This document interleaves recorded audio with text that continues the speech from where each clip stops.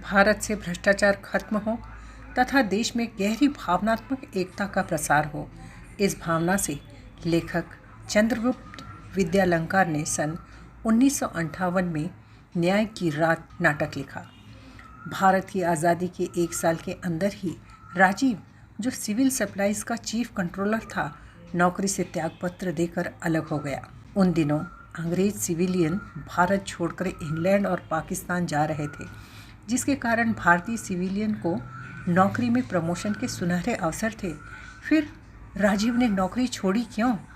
यह रहस्य हेमंत के लिए हमेशा ही बना रहा। स्वागत है आप सभी का।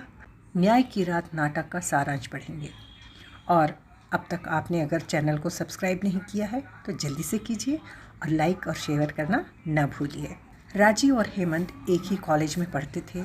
राजीव शुरू से ही कुशाग्र बुद्धि था। पहली बार में ही ICS की परीक्षा पास करके सरकारी अफसर बन जाता है और हेमंत अपनी पढ़ाई के लिए विदेश जाता है। दूसरे महायुद्ध के आरंभ के आसपास भारत आकर अपना व्यवसाय शुरू करता है। जेहलम से दिल्ली के लिए इमारती लकड़ी मालगाड़ी में लदवाकर रेल के रास्ते भेजता है, लेकिन घूसखोरी न करने का उसका अनुभव उसे ईमानदारी से काम करने के वचन तोड़ने को मजबूर कर देते हैं। वह बाद में बेईमान लालची अफसरों की सहायता से बेईमान व्यक्तियों व्यवसायियों के लिए परमिट और लाइसेंस दिलाने, सरकारी ठेके दिलाने का काम करने लगा। उसके बदले में मोटी रकम लेना उसका व्यवसाय बन गया। हेमंत का अपना ऑफिस है। उसका सहायक मुंशी देवराज एक उम्रदराज आदमी और एक चपरासी है। इस धंधे में हेमंत अपने ग्राहकों की नब्ज पहचानना अच्छी तरह सीख गया था। हेमंत की एक बहन उमा है, जिसकी शादी राजीव से हुई है। राजीव का व्यक्तित्व हेमंत के लिए आज भी एक पहेली है। हेमंत सिगरेट की एक कंपनी का डायरेक्टर है, जिस पर भ्रष्टाचार का केस चल रहा है। हेमंत चाहता है कि राजीव इंडस्ट्रीज मिनिस्टर के सेक्रेटरी शौरी से अपना केस रफा दफा करवा दे, लेकिन राजीव साफ मना कर देता है। राजीव जीवन को एक बड़ी और महत्वपूर्ण जिम्मेदारी समझता है और जीवन में अनैतिकता को स्थान नहीं देता। अगले दिन एक खूबसूरत नवयुवती हेमंत के पास नौकरी के लिए हरिदास त्रिपाठी का सिफारिशी पत्र लेकर आती है। हेमंत हर मौके का फ़ायदा अपने व्यवसाय में उठाना जानता है। इस लड़की का नाम कमला है, जो पंजाब की रहने वाली है और उसके माता पिता की हत्या उसी समय हो गई जब वह 12 वर्ष की थी। कमला ने मेहनत करके इतिहास में MA की पढ़ाई की और सरकारी नौकरी की तलाश में थी। हेमंत को अचानक याद आया कि सदानंद, जो कमीशन के अफसर हैं, उन्हें एक असिस्टेंट की ज़रूरत थी। कमला को वहाँ भेज देते हैं और उसे नौकरी भी मिल जाती है। इस मामले में हेमंत का इरादा ठीक नहीं होता है, लेकिन कमला की ईमानदारी नेक नीति से उसे कोई मुश्किल नहीं होती, बल्कि सदानंद भी उसका बहुत सम्मान करने लगते हैं। हेमंत के व्यवसाय की बुनियाद ही गलत थी, जिसके कारण उसे हमेशा गलत कार्य करने पड़ते थे, गलत लोगों के लिए कार्य करना पड़ता था, जिसके कारण उसकी ज़िंदगी हमेशा बदहवास ही रहती थी। जुगल किशोर नाम का एक नवयुवक कमीशन के द्वारा परीक्षा पास करके नौकरी प्राप्त करने आता है, लेकिन भ्रष्टाचार का एक उदाहरण यह भी है कि बिना योग्यता के यह नौकरी विजय राघव को देने का षड्यंत्र चल रहा था, लेकिन जुगल किशोर के पिता वेंकटाचारी के मित्र होने के कारण यह अन्याय नहीं हो पाया। यहीं पर जुगल किशोर और कमला फिर से मिलते हैं, जो बचपन से ही एक दूसरे को जानते थे। जुगल किशोर कमला से पूछता है, क्या तुम डॉक्टर धर्मवीर को जानती हो? कमला बताती है, मैं उन्हीं की बेटी हूँ और गुजरावाला से बचकर यहाँ आई हूँ। जुगल किशोर की परवेज़ ऑफिसर के पद पर नियुक्ति होती है। दूसरी तरफ हेमंत का सिगरेट कंपनी का केस जटिल होता जा रहा था। हेमंत इसमें भी कुछ तिकड़म सोचता है, क्योंकि उसने कभी सीधे रास्ते चलना ही नहीं सीखा। हालांकि राजीव उसे सलाह भी देते हैं कि तुम जाकर रेड्डी सर से मिलो और सब कुछ कबूल कर लो, तुम आसानी से बरी हो जाओगे। लेकिन हेमंत को यह मंजूर नहीं था। उसने योजना बनाई कि क्यों ना इसमें कमला का इस्तेमाल किया जाए, क्योंकि कंपनी में हेमंत ने एक काल्पनिक डायरेक्टर रखा था, जो कोई व्यक्ति था ही नहीं और उसका नाम कमल दिया था। जिससे उसे आसानी से उस पुरुष को स्त्री बनाकर कमल से कमला कर दिया जाए और कमला को बलि का बकरा बनाकर वो खुद आज़ाद हो जाना चाहता था। इसीलिए वह सदानंद के पास जाता है और सदानंद को यह योजना सुनाता है। शुरू में सदानंद इस बात के लिए तैयार नहीं होते हैं। वे कमला को किसी तरह की झंझटों में फंसना नहीं देना चाहते, लेकिन हेमंत सदानंद को डराकर उनकी पुरानी करतूतों का वास्ता देकर उन्हें इस बात के लिए तैयार कर लेते हैं। तब सदानंद कहते हैं कि ठीक है, कमला से तुम नहीं, मैं बात करूँगा। सदानंद कमला को बुलाते हैं और कहते हैं कि कमला, बात ऐसी है कि श्री हेमंत की एक सिगरेट कंपनी है। इस कंपनी के सेक्रेटरी का वेतन 1000 रुपया महीना था। इस साल के शुरू से इन्होंने अपना कोई सेक्रेटरी नहीं रखा था, पर जब कुछ ऐसी ज़रूरत आ पड़ी है कि उन दिनों कंपनी के कागज़ों और रजिस्टरों पर किसी सेक्रेटरी के दस्तखत के बिना सारी कंपनी मुसीबत में पड़ सकती है। अगर तुम्हें कोई ऐतराज़ ना हो तो उन 6 महीनों के लिए यह तुम्हें इस कंपनी के सेक्रेटरी पद का नियुक्ति पत्र देंगे। तुम्हें 6000 रुपया इसी समय दे दिया जाएगा और अब से 3 महीने पहले की तारीख से इस सिगरेट कंपनी से तुम्हारा त्यागपत्र भी ले लिया जाएगा। कमला कहती है, मैं यह सब कुछ नहीं समझती, मुझे रुपया भी नहीं चाहिए। फिर भी अगर आप आज्ञा दें तो मैं चाहे जितनी जगह और जिस हैसियत से आँख मूंद कर हस्ताक्षर करने को तैयार हूँ। हेमंत कमला को 10,000 रुपये देते हुए कहता है, इसमें से 6,000 आपकी उन 6 महीनों की तनख्वाह है और 4,000 रुपये कार खरीदने के लिए उधार। इस उधार की रसीद देने की आवश्यकता नहीं है, सिर्फ तनख्वाह की रसीद पर हस्ताक्षर कर दीजिए। हेमंत का षड्यंत्र यहीं पर समाप्त नहीं होता। वह अगले दिन आधी रात को सदानंद को फ़ोन करके अपने ऑफिस में बुलाता है और उन्हें झूठी बातें कहकर डराता है कि कल तुम्हें गिरफ्तार कर लिया जाएगा। मुझे एक पुलिस ऑफिसर का फ़ोन आया है। और सदानंद उसकी बातों से डरता नहीं है, वह वापस चला जाता है। उसके बाद हेमंत उसी आधी रात को कमला को फ़ोन करके अपने घर आने के लिए कहता है और यह भी कहता है कि अकेले ही आना, और मेरे ऑफिस में मुंशी जी भी हैं। लेकिन वह मुंशी जी को अपने घर भेज देता है। कमला आधी रात को आती है। एक हद तक वह सदानंद और कमला को अपने बुने जाल में फंसा भी लेता है, लेकिन राजीव की खुफिया योजना काम आती है। हेमंत, जिसके लिए राजीव अब तक एक पहेली थे, यहाँ पर राज खुलता है कि राजीव ने सरकारी नौकरी से त्यागपत्र नहीं दिया था। वे एक सरकारी खुफिया एजेंसी में काम करते थे और इस तरह के भ्रष्टाचारियों को खुफिया रूप से पकड़ते थे और देश से भ्रष्टाचार मिटाने का काम करते थे। राजीव की खुफिया योजना काम आती है। वे हेमंत के सभी फ़ोन ट्रैप करते हैं। उन्होंने सदानंद को किया हुआ फ़ोन भी ट्रैप किया, सारी बातें सुन चुके थे। और जब कमला को फ़ोन करता है हेमंत, तो भी वे अपनी योजना के अनुसार वहाँ अपने साथियों के साथ पहुँच जाते हैं। हेमंत के सभी फ़ोन ट्रैप होते रहते हैं और आधी गीली रात में हेमंत ने जो षड्यंत्र रचा था उसमें खुद फंस जाता है। हेमंत कमला को गोली मारने ही वाला होता है। तब तक वहाँ राजीव, उमा, जुगल किशोर, सदानंद सभी घेर लेते हैं और राजीव उसे आत्मसमर्पण करने के लिए कहते हैं। लेकिन हेमंत को आत्मसमर्पण करना मंजूर नहीं था। वह कभी हार मानना नहीं चाहता था। वह खुद को ही गोली मारकर आत्महत्या कर लेता है। वह गोली जो उसने कमला को मारने के लिए तैयार की थी, वह स्वयं को मारकर आत्महत्या कर लेता है। इस प्रकार षड्यंत्र की रात न्याय की रात बन जाती है।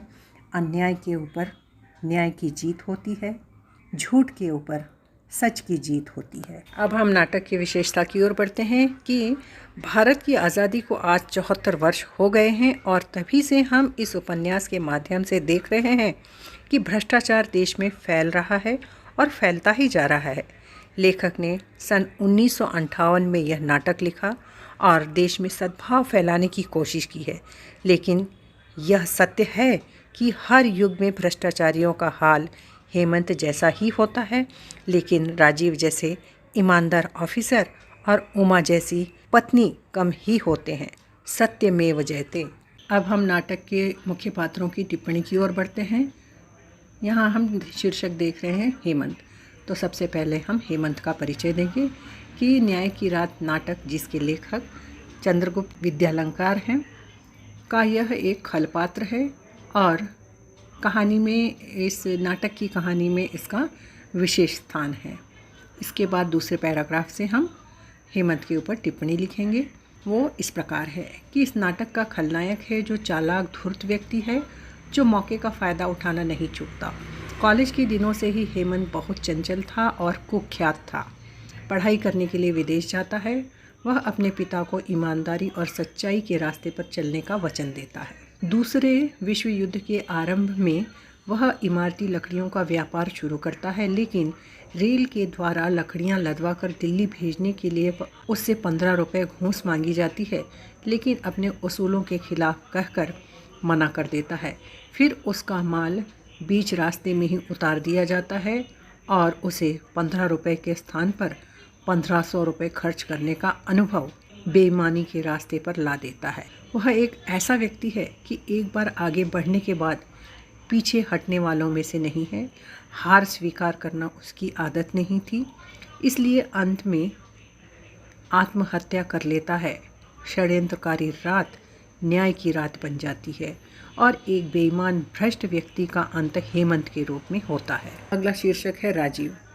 न्याय की रात नाटक, जिसके नाटककार चंद्रगुप्त विद्यालंकार हैं। राजीव इसका मुख्य पात्र है, या हम कह सकते हैं कि अपनी चारित्रिक विशेषताओं के कारण इसे हम नाटक का नायक भी कह सकते हैं। राजीव अपने कॉलेज के दिनों से ही सभ्य, मेहनती और निष्ठावान, कुशाग्र बुद्धि व्यक्ति था। हमेशा प्रथम श्रेणी में पास होता था। एमए की परीक्षा पास करके पहली बार में ही आईसीएस की परीक्षा पास करके बिहार के एक ज़िले का कलेक्टर बनता है। भारत आज़ाद हुआ तब वह एक राज्य में civil supply of chief controller था। भारत की आज़ादी के 1 साल बाद ही उसने सरकारी नौकरी छोड़ दी और भारत सरकार की खुफिया एजेंसी में काम करने लगा, जिसकी कानो कान खबर किसी को नहीं थी। वह अपनी पत्नी के भाई हेमंत को सही रास्ते पर लाना चाहता था, लेकिन सफल नहीं हुआ। राजीव को हेमंत की गतिविधियों पर शक था, इसलिए उसके फ़ोन टैप करके उसे रंगे हाथों पकड़ा, लेकिन दुखद यह हुआ कि हेमंत को जीवित नहीं पकड़ पाए। राजीव जिंदगी को बहुत बड़ी और महत्वपूर्ण जिम्मेदारी मानने वाला व्यक्ति था। अब हम अगला टिप्पणी का विषय देखते हैं, कमला। न्याय की रात नाटक, जिसके लेखक चंद्रगुप्त विद्यालंकार हैं, कि कमला एक मुख्य पात्र है। कमला के कारण ही इस नाटक की कहानी में विशेष मोड़ आता है। यह हुआ कमला का परिचय, शीर्षक का परिचय। अब हम टिप्पणी की ओर बढ़ते हैं कि कमला एक खूबसूरत पढ़ी लिखी नवयुवती है। इसकी 12 वर्ष की उम्र में ही माता पिता की हत्या हो गई थी। वह गुजरांवाला गांव से निकलकर आई और उसने अपनी मेहनत से एमए इतिहास की डिग्री लेकर सरकारी नौकरी की तलाश में हरिदास त्रिपाठी का सिफारिशी पत्र लेकर हेमंत के पास आती है। कमला को उसकी मौसी के मार्फत यहाँ का रास्ता मिलता है। सदानंद, जो सरकार में ऊंचे ऑफिसर हैं, के पास असिस्टेंट की नौकरी मिलती है। वैसे तो सदानंद चरित्रवान व्यक्ति नहीं थे, लेकिन कमला की सरलता उनमें बदलाव लाती है। जुगल किशोर को बचपन से जानती है कमला, और कमला के पिता का नाम डॉक्टर धर्मवीर है। कमला एक सीधी सरल लड़की है। उसे किसी प्रकार का लालच आकर्षित नहीं कर पाता है। हेमंत के दिए हुए 10,000 पर वह अपना हक नहीं मानकर उसे दान दे देती है। सीधेपन के कारण वह आसानी से हेमंत के जाल में फंस तो जाती है और मरने ही वाली होती है कि राजीव उसकी जान बचा लेते। अगला शीर्षक का विषय है सदानंद। न्याय की रात नाटक, जिसके नाटककार हैं चंद्रगुप्त विद्यालंकार, का यह एक मुख्य पात्र है। इसे हम इसकी चारित्रिक विशेषताओं के कारण खलनायक का सहपात्र मान सकते हैं, सहयोगी मान सकते हैं, लेकिन इस व्यक्ति में इतनी हिम्मत होती है कि वो अपनी कमजोरियों को स्वीकारता है, गलतियों को स्वीकारता है और अंत में वह एक अच्छा आदमी बन जाता है। यह हुआ इस शीर्षक का परिचय। आगे हम देखेंगे कि एक सरकारी भ्रष्ट उच्च ऑफिसर है जो हेमंत के साथ मिलकर भ्रष्टाचार को बढ़ावा देते हैं। देर रात तक ऑफिस में काम करते थे। महिलाओं के प्रति उनके मन में सम्मान नहीं था। वे औरतों को इस्तेमाल की वस्तु समझते थे। इसी उपयोग के लिए हेमंत कमला को सदानंद के पास भेजता है, किंतु कमला की सरलता सदानंद के विचारों को बदल देती है और वह कमला का सम्मान करने लगते हैं। जुगल किशोर नामक युवक की नियुक्ति निरस्त करना चाहते थे, लेकिन कर नहीं पाए। अपनी करतूतों के कारण हेमंत के बनाए जाल में फंस जाते हैं, लेकिन बुद्धिमानी से अपने को सदानंद अंत में बचा लेते हैं। इस प्रकार सदानंद की टिप्पणी पूरी होती है। अब हम अगले शीर्षक मुंशी देवराज की ओर बढ़ते हैं। सबसे पहले हम शीर्षक या मुंशी देवराज का परिचय इस नाटक के आधार पर देंगे। वो इस प्रकार है कि न्याय की रात नाटक, जिसके नाटककार हैं चंद्रगुप्त विद्यालंकार, का यह एक सहपात्र है। इस पात्र का अपना स्वतंत्र व्यक्तित्व कुछ नहीं है। यह पूरी तरीके से हेमंत के ऊपर आश्रित पात्र है। यह हुआ मुंशी देवराज का परिचय। अब हम टिप्पणी देखते हैं। हेमंत का सहायक और बूढ़ा व्यक्ति है। हेमंत का विश्वास पात्र है। हेमंत की हर योजनाओं, व्यापार, व्यवसाय और चाल की जानकारी रखता है और सलाह देता है। अतः हेमंत के साथ भ्रष्टाचार में पूरी तरह शामिल है। हेमंत के ऑफिस में आदेश पर चोर दरवाजे से छुप कर बैठ जाता है। घर पास में ही होता है। हेमंत उसे किसी बात पर डांटते हैं तो वह हमेशा अपना तकिया कलाम दोहराता है कि जी मैं आपका बच्चा हूँ। हेमंत की हाँ में हाँ मिलाना मुंशी का काम है। इस प्रकार मुंशी पर टिप्पणी यहाँ पूरी होती है। हम अगले शीर्षक जुगल किशोर की ओर बढ़ते हैं। सबसे पहले हम शीर्षक का परिचय देंगे कि न्याय की रात नाटक, जिसके नाटककार है चंद्रगुप्त विद्यालंकार, का यह एक सहपात्र है। ये परिचय होता है। अब हम टिप्पणी की ओर बढ़ते हैं कि जुगल किशोर सभ्य सुशिक्षित नौजवान है जो कमीशन की परीक्षा पास करके नियुक्ति पत्र लेकर सदानंद के ऑफिस जाता है। दिन भर वह ऑफिस के बाहर बैठकर शाम को सदानंद से मिल पाता है। सदानंद उसे शुरू में टरका देते हैं, कहकर भेज देते हैं कि उसे बाद में बुलाया जाएगा, और अपने ऑफिस में पता करते हैं तो उन्हें मालूम पड़ता है कि यह पद किसी विजय राघवन को देना है। लेकिन सदानंद कुछ भी सुनने बगैर उसे वहाँ से भेज देते हैं, और जब सदानंद को यह मालूम चलता है कि वह वेंकटाचारी का आदमी है तो उसे वापस बुलाकर ज्वाइनिंग लेटर भी उसी दे देते हैं। इसी ऑफिस में वह कमला से दोबारा मिलता है। बाद में कमला को अपनी माँ से मिलवाने के लिए घर ले जाता है और अंत में भी अलका के साथ उसका रक्षक बनकर वहाँ पहुँचता है।